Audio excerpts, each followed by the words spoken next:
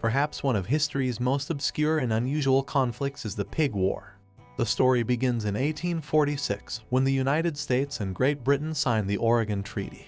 The goal of the treaty was to settle a long-running border dispute between the United States and British North America, specifically over land between the Rocky Mountains and the Pacific Ocean. San Juan Island, one of the largest and most significant islands in this region, was significant for its strategic location at the channel's entrance. As a result, citizens from the United States and the United Kingdom began to settle on the island after both countries claimed sovereignty over it.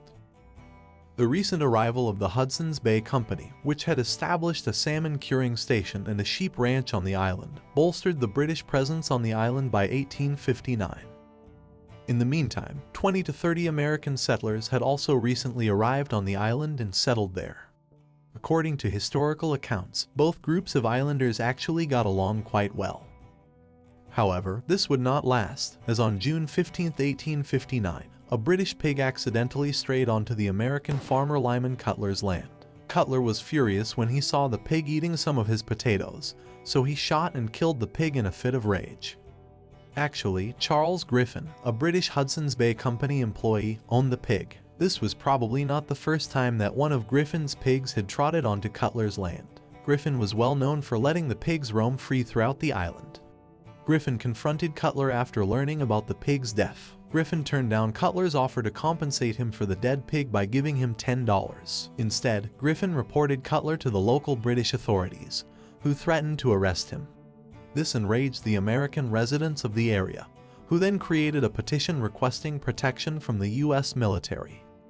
General William S. Harney, the head of the Department of Oregon, received this petition. At the time, Harney's anti-British views were well known, so on July 27, 1859, he sent a 66-man company of the U.S. 9th Infantry to San Juan without a second thought.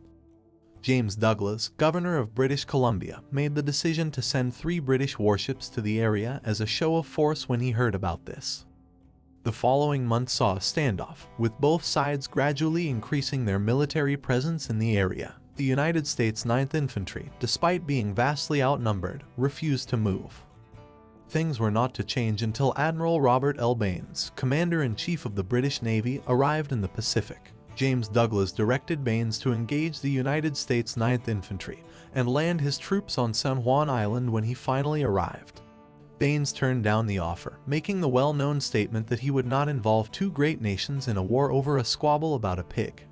By this point, news of the growing crisis has finally reached both London and Washington. The fact that a dispute over a pig had developed into a standoff involving as many as 3 warships, 84 guns, and more than 2,600 people shocked officials on both sides of the Atlantic.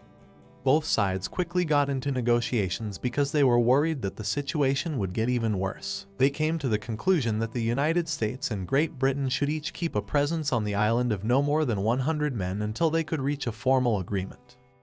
The dispute was finally settled when an international commission led by Kaiser Wilhelm I of Germany decided in 1872 that the island should be completely under American control. In the San Juan Island National Historical Park, visitors can still visit both the American and British camps.